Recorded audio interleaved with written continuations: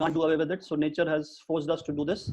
So I have divided. First of all, thank you, Naveen, for approaching me, and thank you, Dr. Pratik. Thank you, Sage University. It's a pleasure addressing such a big gathering over the digital medium. So I have divided my presentation, so to say, in two parts. So I have a PPT, as I'm a professor, so I can't avoid PPT. So I have a PPT, and apart from that, we recently conducted a faculty development program for our own in-house faculty members at IBS Hyderabad. So I will share some experiences with that, because we have been teaching, we started teaching the undergraduate courses in the month of April. So online teaching, I mean, we learned on the way, we learned on the go. So some experiences I'll share. Hopefully they will be helpful for you. And in the end, I won't make this session very large. I mean, it's always a discussion based thing, which I enjoy more. So I will open the floor for questions towards the end, and keeping the time in mind, we will adjust. Okay. So I will just share my screen, and we will start with the first part. Then I will move on to the second part.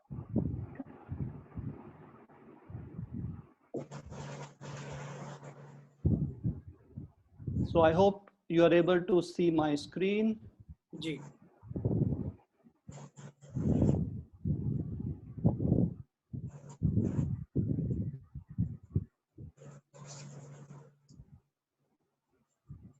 So as soon as Naveen got in touch with me, he said, which topic you want to deliver a talk on? Immediately my mind went back to educating through online platforms. So we have been struggling with the different platforms. I'll talk about those platforms in detail in a little bit, but I thought this will be very crucial, and this is very important for teachers especially, and also for the students, because for everyone this is new. So the topic, or the title of today's talk, is Educating Through Online Platforms, the Road Ahead. So as always happens, we'll start with some history. What happened earlier, what used to happen, when did this online education start in the real sense, and what I see is the future. I mean, it's an opinion, so people can contradict that opinion, but based on the studies that I have done, based on the research that I have done, and what I am going through right now, and it's a daily struggle, based on that, I have some opinion. I'm going to share that with you. So moving ahead, I will first go to a YouTube video. We know that the digital natives, they like YouTube, right? My son, who is a teenager, he keeps on watching YouTube videos. Let's listen to this. Day, long distance was down the road. Then technology improved and we communicate around the globe. Computers were ginormous, they were large as transformers. Listening to your music on 8-track player recorders, vinyls then cassettes, Walkman CD players were high tech, and now we have MP3s and Blu-ray DVDs, and we have the power of the internet in our hands, doing all of the things no 80s technology can. It's hard to believe how much technology will change. According to Moore's law, it gets better every day. It's the future. Have you ever used typewriters? It's the future. Now typewriters are so expired. I said it's hard to believe how much technology will change. According to Moore's law, it gets better every day. It's the future.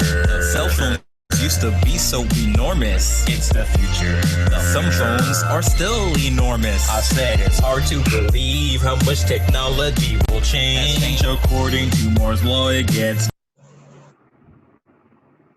So essentially what this person is saying, he is saying that technology is changing at a rapid pace, which is not news. Everybody knows that. So we never imagined that I'll be talking to so many people over a digital medium fast, right? So now there's no other option. I mean, I can't come there physically because we are under lockdown and we have to use this medium. So right, like he said in that song, the rap song, he said some 30, 50 years back, people said typewriters are the future. So that future is long gone by now. Computers are there. Now we are talking about artificial intelligence, and we are talking about analytics and things like that. We talk about situation when the refrigerator that we are keeping at our homes, refrigerator will order things on its own through Internet of Things. So the days are there. So the point that I'm trying to make to this song is technology is here, and technology is going to change every day, and we have to adapt. The key is to keep learning, which I said in the beginning of the session also, while I was discussing with Naveen sir and Pratik sir. So the key is to keep learning, and we are learners all our lives. So moving on to the next slide. So I wrote this article on First Post along with Nupur. She is a colleague. She's an ex-colleague of mine. She's with Indian School of Business. So this was about massive open online courses. So our opinion then was these are mere flash in the pan. That means people might register, people won't be able to complete the courses, and the huge numbers that we see are only fleeting. So suppose 10 lakh people join a course on machine learning, but within the next month or within 2-3 months, 50% of them drop out within 1 year, almost 80% drop out, and hardly 4 to 5% finish one particular course. This was basically about Coursera EDX. So the point we were making, and you can go through this article, this was written in 2014. So the point we were trying to make was maybe this open online platforms would be beneficial to industry people who are short of time and who are more serious about learning a particular piece of knowledge or learning a particular skill. But for online education as such, for university students, for school students, for college students, doing everything online will be very, very difficult. Okay. So, but in the current situation, the COVID-19 situation, I might need to change my opinion. So right now I will show you some data. We can't 100% say that the online courses will be super hit in the times to come, but things are looking that way. So I'm convinced, but it will take some time to get the data. So this is what John Maynard Keynes said long years back: when the facts change, I change my mind. What do you do, sir? So there are people, especially in academics, and I know many of them, who have a set mindset. They don't want to change. Like still I find people who say, I can't teach online. We talk to such people on a daily basis. It's not possible. They say we can't teach quantitative courses online, for example. So I had to prove through this medium, through Zoom, through WebEx and all that, that you can actually solve problems, numerical problems, using a pen and paper and show it to the students. And it could be as engaging as the real life, okay? So the point, the key point that I'm trying to make here is we should have a flexible mindset. We should not go with a mindset that whatever we have learned in the history, whatever we have learned in the 30-40 years, I'm talking about myself, that will remain the same. So I have to keep learning new things. So looking at the today's scenario, there's no other time to change your opinion about many things better than now. So this is the best time to change. For people who are young, people who I call digital natives, who are born in the age of internet, for them, it's a very simple thing. They don't feel any pressure. They don't feel any problem. But people like us, like me, who is a digital immigrant, for us, internet came after we had spent so many years of our lives. For us, it's difficult to keep a flexible mindset. But I will keep on reiterating this point that we have to keep a flexible mindset. We have to keep changing along with the times. And we should also be open to learn from students as professors. So I will tell you a couple of examples while we go on, where my students gave me inputs as to how to make those technological changes to solve a particular problem. So I am also of the opinion that you can learn something from everyone in the world. It could be a very young person, it could be your son, daughter, it could be your parent, it could be a student, it could be a teacher.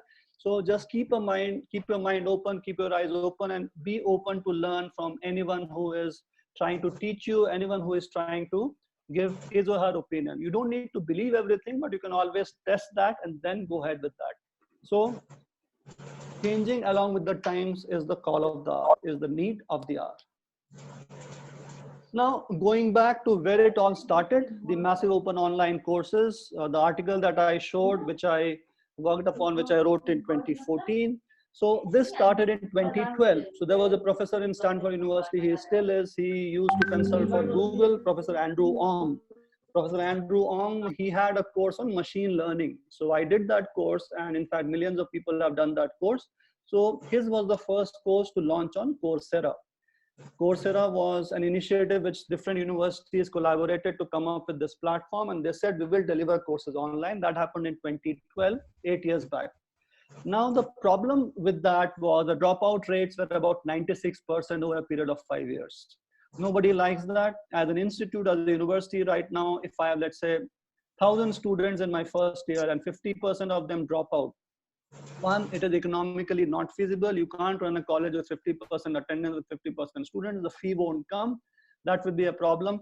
It also reflects badly on the teaching that you provide, the resources that you provide, the infrastructure that you provide.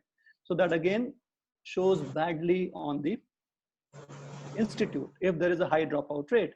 Same is the case with massive open online courses. So there you have the best faculty member teaching that course. There is video available, there are free softwares available, there is data available, there are discussion forums where you can interact with the faculty member, where you can interact with other students of that course, and all the problems will be solved. And with the internet at your beck and call, you can look for problems and solutions, you can do that. But still, even after all that, if the dropout rate is 96%, what will happen when the faculty member is not good, or the person who is teaching the course is not up to the mark?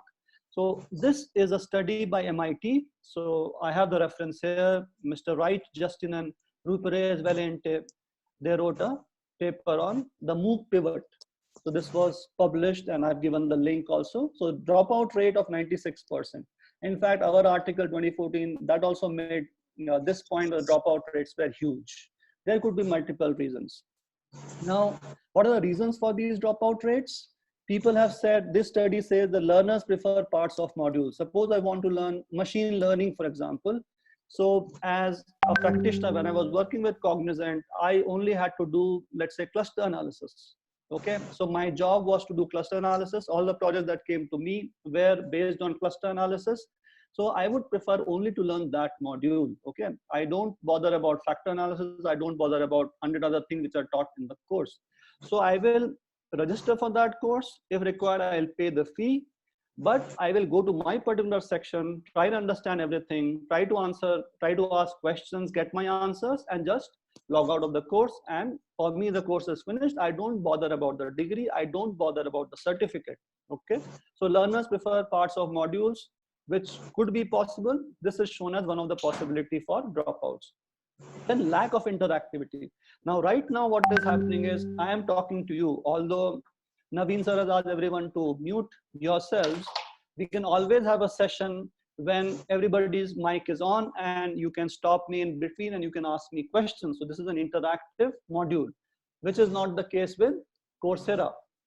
Okay, so there you have static videos and you can post a question which will be answered later on, or you can post those questions in the discussion forum, and the other students will answer, other faculty attendants or people like those will answer, maybe professor will be kind enough to answer those questions. So they are not interactive, maybe people lose interest because of that.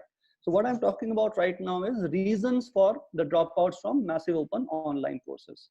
Then third, again, students can acquire knowledge and skills without completing a course. So it's again similar to learners prefer parts of modules. So if I want to understand only 2 or 3 things, which I can learn in 2 or 3 days on that course, I will stick to that and I will not move ahead. I will just stop there and I will drop out from the course. Then what the people in MOOCs did, so they followed this nudge technique. You would have read this book, Nudge, by Professor Richard Thaler. He won Nobel Prize for economics. In fact, he is into economics and psychology. So he talks about nudge techniques where you don't make rules which are very, very strict and harsh. You just nudge people or slightly push people to doing things which are important for them, which are good for the society. So I'll give you an example of nudge technique. For example, if you have to register for a particular software, right? Suppose you have to register for a particular software and there are some annual fees that have to be paid. So generally what people do, or these companies do, the default option there is the license will be renewed. Okay, the license will be renewed is the default option. The box will be checked. Okay, so this means that you are nudging people to renew it next year again. So if I have to stop renewal, I have to go manually and go to that particular checkbox and uncheck it if I don't want it to be renewed. So this is an example of a nudge technique where you are slowly pushing people many times without the person understanding, a person knowing about it, and you are pushing him or her to go to the next year's renewal. So how did MOOCs use this nudge technique? They used to send SMSs, they used to send mail reminders, they used to send WhatsApp reminders and all that. So if you have given your phone number there, you will keep getting messages. You have done the first lesson, now your assignment is pending. Okay, so that, and they will also say, okay, 300 people out of 500 have finished this assignment, so you are yet to do that assignment. So all those things play on your mind. It is not a forceful kind of a push, but it is a reminder, it is a nudge which forces people to finish the course. So they use various other techniques, a lot of advertising happened, but ultimately, as of now, the dropout rate is pretty high. I'll show you a graph on the next slide. But as soon as the lockdowns began, you would have seen in the news reports that these massive open online courses got a huge hit, in the sense, first of all, they offered a lot of free courses, and a lot of people registered for a new course as soon as the lockdown began in the beginning of March. I mean, it happened at different points in time in different countries, but in India, it happened on 24th of March. So from that point onwards, these sites or these courses saw a lot of people registering for them. Okay, but we have yet to see whether those people will complete the courses or not. So if you see the graph here, now this is again part of that MIT study. So this is kind of interesting. If you look at, so this is a 5-year graph. So these are the numbers on top. When you see 192 to 55, this is the total number of people who registered for a particular course in year 1. See, from the first year to second year, 38% people dropped out. Okay, 38% people dropped out.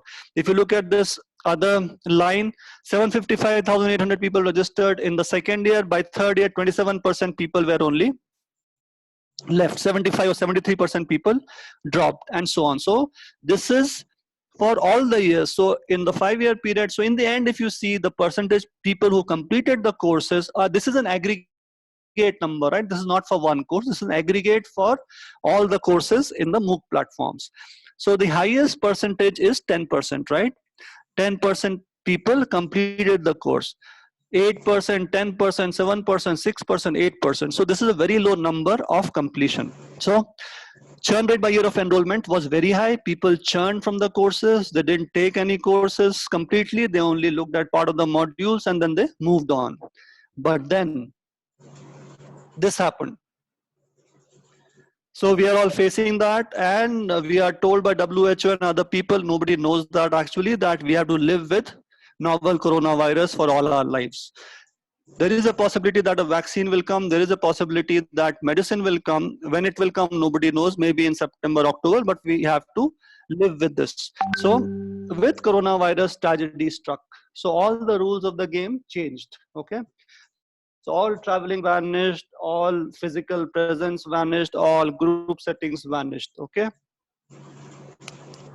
Then what happened? So again, now let's come back to our universities, our colleges. So what is the current situation in schools or colleges or universities? Sessions are midway in some universities. In some colleges, the sessions are over. In some courses, evaluations are stuck. Maybe the classes are over, but evaluations have to be done. When would the new sessions begin? Nobody knows. There are circulars from the government that the courses should begin in September for the first year, in August for the second year. I won't comment on that, but those are all government regulations. I am not very sure about that, but there is an uncertainty, okay? So what was the option that we had as colleges, as universities? We had to pivot to online education, as there was no other way, okay? So because of this tragedy, we were forced onto a system which is new to all of us, especially as teachers, right? Believe me, before March 24th, I had not heard of Zoom, okay? Many of you would have heard of, many of you would have done the meeting. Maybe I did some meeting 1 year back or 2 years back on Zoom, one off meeting, but it was not in my short-term memory. I had forgotten about Zoom. And Google Meet and all, Google Meet was not there. Google Hangout was there, but I thought that it was on its way out. But then suddenly we were forced into learning all those things, right? So that once we learn, then we go on and invite students and make them learn. We had to understand the basic features at least. Okay, this can be done, this can't be done. And how to get the attention of students, because students' attention spans are very low. You all know that. So it's very difficult to maintain their attention even in the physical classroom. So in the online setup, it is very, very difficult. So this is the current situation in schools or colleges or universities. I think all of you will agree with me. I will talk about some more experience in the second part of my talk. So what are the challenges currently? Very difficult to shift overnight. Suppose I download Zoom today and someone tells me, my administrator, my manager, my management guys tell me you have to take a class tomorrow at 7 a.m. or 9 a.m. Is it possible for us? I don't think so. Not for digital immigrants. For digital natives, it's still possible. So someone who has used Zoom, someone who has used WebEx. Now, as far as I am concerned, I had used WebEx extensively as part of my corporate setup. So my company had Cisco WebEx and Skype. So we used to have all our meetings through WebEx, the video conferencing through WebEx, but then that was paid.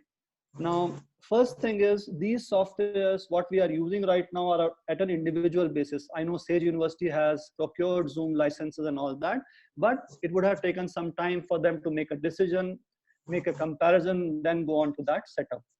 So it's very difficult to shift overnight. So what happens there when the shift doesn't happen overnight? Students get restless, management gets restless. Okay, they think what will happen to our future? Now people who are waiting for placements and their exams are not yet over, so imagine their frustration, imagine their uncertainty. So those issues come up. Second challenge, lack of training. Now everyone can't be as adept at adopting a new technology as, let's say, me. I follow technology a lot, so I am very flexible also, so I am willing to learn. So whoever I come across with, I always ask him or her a question: do you know how to use this feature? Do you know how to use that feature? And I'll spend hours trying to understand that.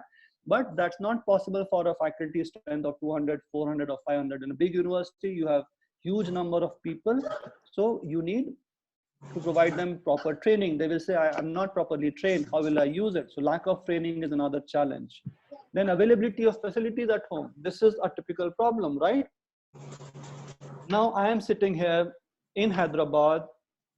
It's going to rain outside. It's lightning. Lightning is happening right now. Lightning and thunder, I can hear that. Now my power can go off. I don't have UPS, right? I'm not used to this because I don't need UPS, because as soon as the power goes, within a couple of minutes, it comes back, because the society or the community where I live in, there is a backup. But still my internet will go off. It will take some two to 3 minutes to reboot and come back to this. So again, I'll have to rejoin the meeting, restart the meeting. Now you can't expect this from all the faculty members. They might not have good devices with them. They might not have good smartphones with them. How do you make them work from home? And you can't force them to buy. And you can't even buy now. So Amazon is not delivering. Shops are not open. Maybe they will be open now, or they will be open in the next week, but it was not the case earlier. So facilities, availability of facilities is a big problem. Okay. Power outages, I just gave you an example. So you have to find workarounds for that. I will talk about a workaround also in the second half.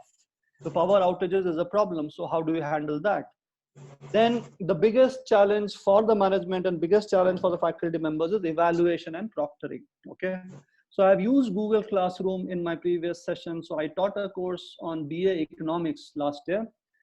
I taught them basics of information technology. So the strength was less. So I used Google Classroom, where I could give them multiple choice questions.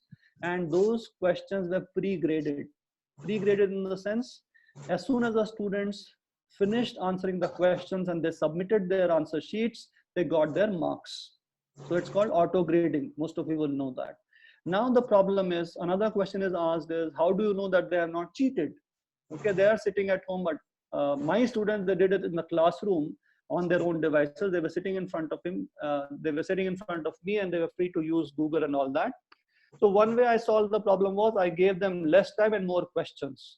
And the wonderful thing is, it always randomizes the order of the questions.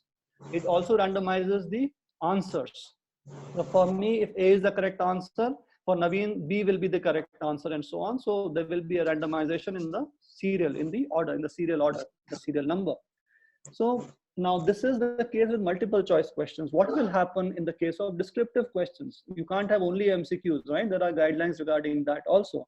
So if you have an essay type question, Google Classroom has that option where people can answer in longhand, they can answer in detail in an essay type manner, but then faculty will have to manually evaluate that. Okay, there are sites which claim that they can also check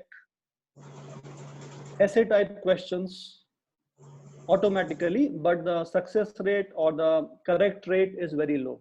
So there are a lot of errors in that. So you'll have to provide the complete answer. If the phraseology changes, if the order changes, if the word changes, it will evaluate it as wrong, which is not correct. Okay. So evaluation and proctoring, that was again a challenge. Okay. So I'll also talk about steps that we took to do that. One example I gave was Google Classroom. So how to overcome challenges? So if you have a power outage problem, have a UPS now, which is not possible right now. Okay, which is not possible right now because you can't buy an UPS. It would be, I think, impolite to ask teachers to spend their own money to buy a UPS and keep it at home. Maybe the institutes can help. Okay. Okay. Now have a backup instructor. So this is something that I learned from my students, from my son's school. So they also had Zoom classes. So what they did was they had at least 3 or 4 teachers in every session. So they were designated teachers and they're obviously in different locations. So if there is power outage in one teacher's location, the other teacher takes over. And they also did a brilliant thing. They said, we will lock the classroom after 7 minutes. And if someone gets out of the meeting because of some technical problems, because of power outages, that student's parent has to call the other teacher who is not teaching at that point to unlock the room and let the student get in. So which is innovative, right? Which is innovative. So having a backup instructor can help. Then mute the participants. Now this I experienced with my undergraduate students. So a lot of them, this is a new thing and they want to create all kinds of problems for the teachers, or someone will unmute and play loud music on that and things like that. So I said, at the beginning of each session, I will mute all the participants, like Naveen sir requested all the participants here. So I also said, I will mute all the participants. If you have any questions, you can put the questions in the chat box, in the chat window, and I will answer the questions at the end of the session, or maybe I will answer in a separate session. So I used to have separate Q&A sessions to answer those questions. Q&A towards the end of the session, or a separate Q&A session. Last is use self-learning videos. Okay. So this generation, the current generation who are students, they like videos a lot. That's why I showed a video in the meeting. I don't know how many of them are young, how many of them are my age, all that. And I also learned a new technique, how to create a video, of my own. So there are some OBS softwares where you can show the screen and show yourself. So your picture, your video will be at the bottom end of the screen. Right now I am at the top end of the screen, and the whole screen will be captured. So you call it screen capture. Many of you would know that. So I use Streamlabs OBS. So I learned that. Okay, so talk about change. So I learned that, and some problems, for example, my students had to understand assignment problem in operations management. So I said, let me create a video. So where I solved that problem manually on a piece of paper, I have recorded that and I put it on YouTube. I share the link with my students. Okay. So these self-learning videos are good. So you can ask them to go through the video and maybe discuss with them in the next class. These are some of the ways to overcome challenges. Then for evaluation, which I was talking about, so Google Classroom example I gave, where you can create questions, multiple choice questions and essay type questions, and students can answer, you can auto grade them. Then I have gone through some sites and we are evaluating buying one of these. So you have Merit Track, you have Pratham Vision, you have Eklavya. This Mercer Metal, I see a lot of good institutes, a lot of IIMs are going to use this. So I am Bangalore, I heard is going to use Mercer Metal. There's an institute in Bangalore, IFIM. So I read that they are using Mercer Metal. So it's basically a testing platform or an evaluation platform where they will say proctoring will also be possible. And you are basically outsourcing the evaluation part. You will give the questions and answers, and they will make sure there is no teaching, and they will make sure that the student get their grades. So a lot of work, manual work from the faculties, and will go to the software. So these are some of the options. There are many more. In the current situation, a lot of people are building new products. So definitely will get some of these. This is some methods to evaluate students. So what is the road ahead? The road ahead, as I see it, there has to be a blending between online and offline teaching. So what I am saying here is, let's not do away with Zoom, Google Meet, WebEx, or Microsoft Teams. Even in the classroom, when we are physically present, let's do 25% to 30% of sessions online. It could be that you are sitting in your faculty quarter, you are sitting in your faculty cabin, and students are sitting in the classroom with their own devices, or they're sitting in the mess or wherever, and the lecture is going on. And for the remaining 70%, you can have physical classrooms, because a lot of time this is helpful, right? This is helpful, and this will also prepare us for the next lockdown, or if something bad happens and a faculty member who wants to teach at multiple locations. Now, a lot of universities have multiple campuses, right?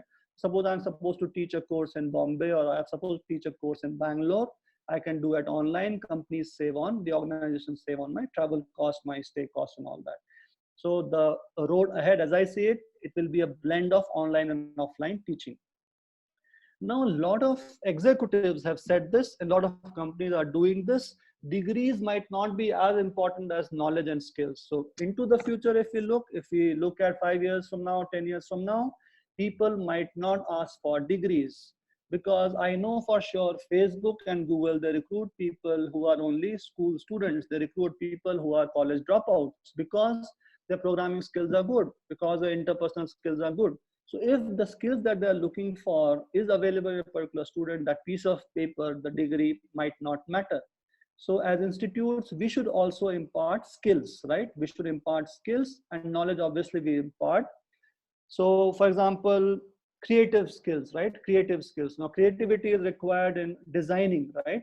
So in designing products, it could be digital product, it could be physical product. So those skills are important. So if as an organization, if as a technology company, you can impart those skills online, and persons or people be can be online to learn those courses, and mostly these people are self-motivated, okay? They are so focused on that particular skill that they will have enough time, and they will give enough time to learning those courses online. So we might decide that, okay, these 4 skills will be taught only through online courses. Now you can ask the faculty members to create their own videos, or you can take the help of YouTube, get other videos, or you can tie up with other universities and get those videos. So we'll say these sets of skills will be only given through online teaching. So that's how the blend will work. Now, again, I will give you the example of IBM. I don't know how many of you have seen this. So they have come up with this thing called PTech. It's it's an open online course type of thing, where you can go to, I'll just show you this.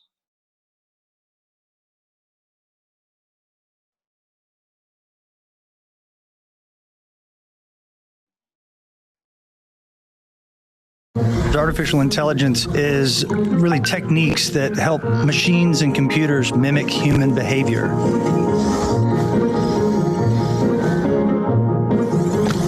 It's like a Russian nesting doll. Artificial intelligence at the highest level is the device being smart. How it becomes smart under the hood then is the next layer of machine learning, which are the general techniques, or a variety of techniques that are used to make that device smart. And then there's a further subset of algorithms or techniques called deep learning.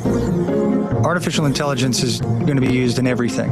So I'll give you 2 examples. If a car has intelligence built in, if it can see the world, so looking at what's on the road, looking at you as the driver, and being able to anticipate and course correct when something goes wrong, something jumps into the road.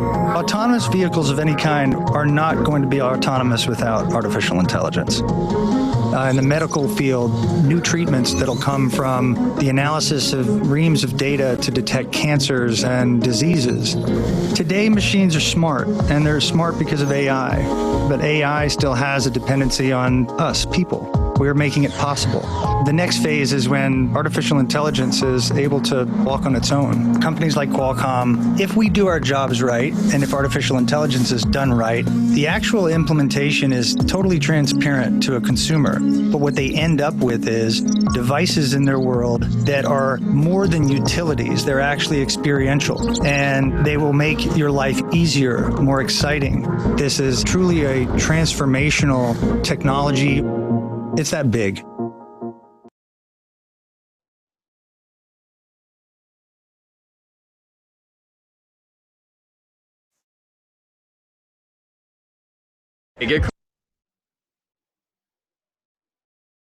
So what we saw there was, this was a 101-second video, right?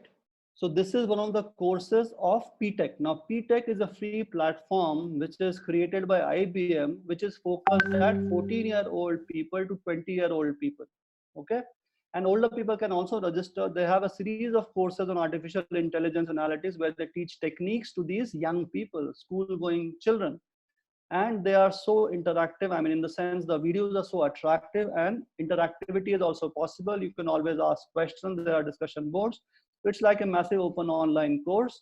And if you have those skills, maybe who knows, 5 years down the line, people might recruit people who have done a course on PTech. That is possible. At least IBM will take them. So they say, if you have shown me proficiency on PTech, I will hire you. I don't need a degree. I don't care whether you have a BTech or a BBA or an MBA or whatever from whichever college. So these are the things which are happening. Similarly, IBM has launched an AI education series for teachers. Now this is for school teachers, college teachers, professors, everyone. This is also free of charge. So PTech, I registered from my login. I registered using my email ID, my personal Gmail ID. I also registered for IBM AI education series for teachers. Now, a lot of times we think that which is the best way to teach young minds, especially in school, right? So we might go at a level that we are comfortable with. But since IBM is a technology company and they have a lot of experiments going on, they would know exactly what is needed in the corporate world and what do the students like. So they know both. So they have done research, they know both what do the students like and what do the corporates need. So keeping that in mind, they have blended the teaching and learning in such a way, they have make a nice blend. And if you teach according to those tools, if you teach according to their insights, it would be beneficial. Okay. So now let me share some experience with my university here. So as I said, so coming to dates, on 19th of March is when our work from home started. So till 18th March, we are going to college. Students were asked not to come to college from 16th of March. And from 19th of March, our work from home started. So first 1 week, nothing happened. Then we said we should do something, right? Students were asking, okay, when will our exams happen? How will our course be over?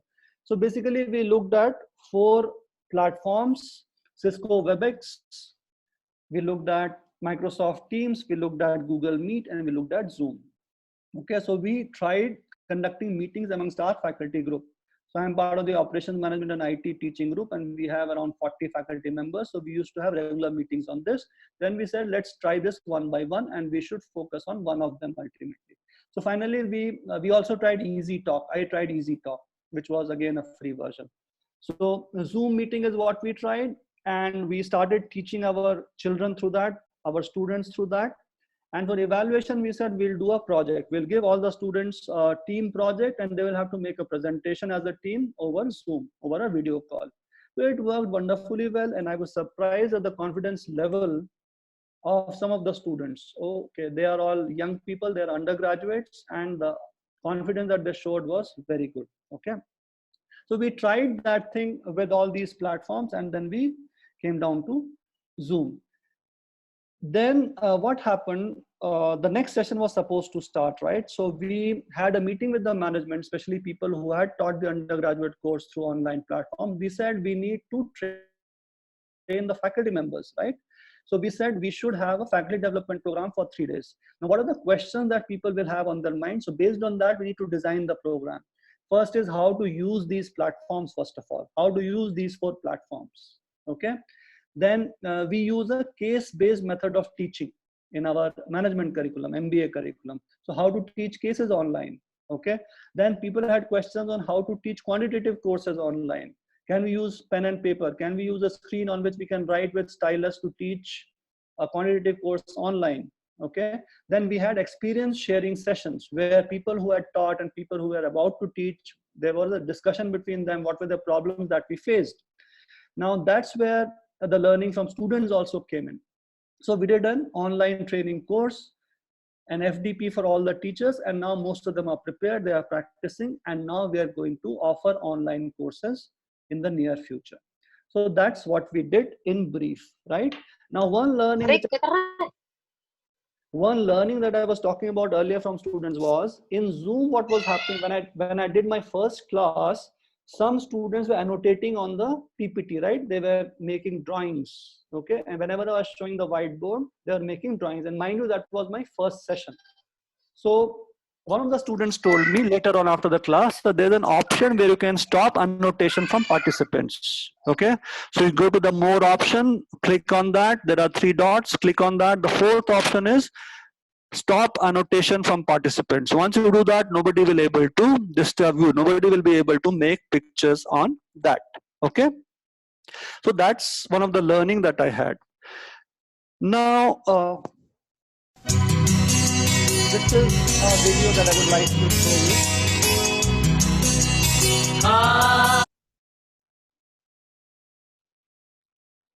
you. Give me a second.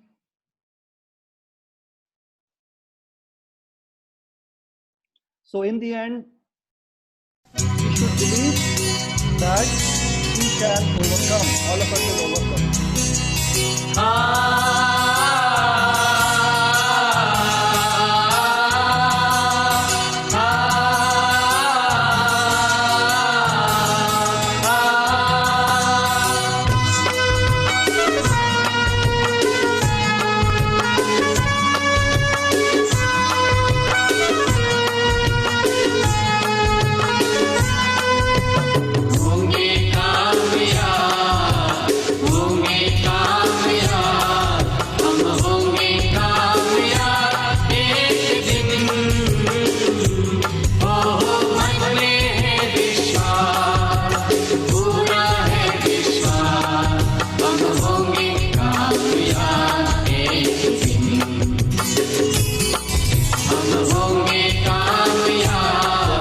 Believe that we shall overcome. So just one more slide, then I would be done. So this is a proverb, or this is students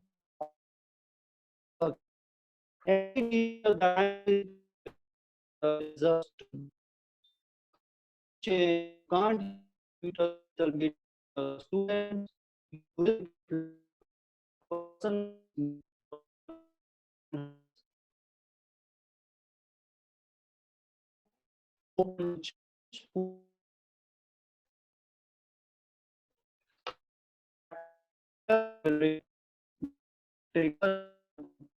options. So if you say that is the best, then we can just stop trying all other options. I don't think you should try more, ma'am, because the best features, I will tell you the best features. You can stop annotations from students, you can mute all, you can force them not to unmute themselves. So all those features are not available in Google Meet at least. So according to me, Zoom is the best.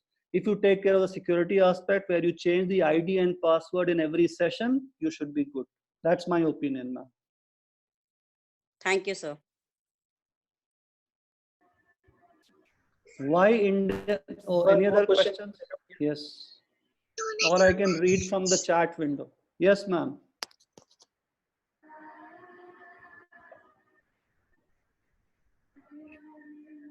Or should I, Naveen sir, should I ask from the chat? Should I read the questions and answer? I can see a couple of them. Yeah, please. Yes, sir, please, sir. So one question I see is why Indian universities didn't promote online education so far? Okay, that's an interesting question. So all of us are afraid of change, right? So all of us are afraid of change. In the corporate world, this thinking is going on that robots are replacing us. So we have something called robotic process automation. So what is happening is a lot of manual work is being replaced by machines, by programs. So because of that fear that if we start online education, a lot of jobs will go. That's the fear. We are not starting online education in a big way, but according to me, those are only fears. That's not a reality. It will always be a complement, right? It will always enhance your delivery skills. It will always enhance your delivery content. So we should use machines, we should use online education, and both should go on hand in hand, and it should be a blend. Is there any issue of data security by using these apps? Manish Arya has asked this question. So yes, there have been cases. So initially there were cases of Zoom bombing. So what used to happen when a meeting is going on, like this meeting is going on, someone will start playing his or her own video a person who is not in the meeting, and they will show all kinds of dirty stuff and all that. So that Zoom bombing happened. But after that, Zoom took care of that. Now they have built in a lot of security, especially in paid accounts, where you can change your ID and password during every session, before every session. So that Zoom bombing has stopped, and people can't get access to the meeting unless they have the link or unless they have permission, and people can be thrown out of the meeting also by the host. Okay, Madhumita sir Chakrabarty. एक और बड़ा interesting हाँ बोलिए बोलिए बोलिए. हाँ जी same कि जो स्टूडेंट रिमोट प्लेस पर है मतलब how we can connect. Yeah, that is a problem. So I think I was talking to Naveen sir earlier. So this discussion is there. One is the digital divide that we talk about. So I had students in Andaman and Nicobar and Pondicherry in my undergraduate course. They used to call me, sir, we don't have connectivity here. Connectivity goes pretty soon. We have power outage. So nothing can be done. See, unless they are brought to a place where there is connectivity, it's very difficult. That digital divide, that danger is always there. And I also see in a lot of institutes, students are not joining online courses because they don't have connectivity. So that issue can't be resolved easily, Okay, one option I can tell you, if you don't have a UPS, so what I do is, I have my laptop and I have my phone. So whenever I'm in a meeting, in an online meeting, I put the mobile data on my phone on, and I also keep the hotspot on. So if the internet goes and my Wi-Fi goes, my smartphone's data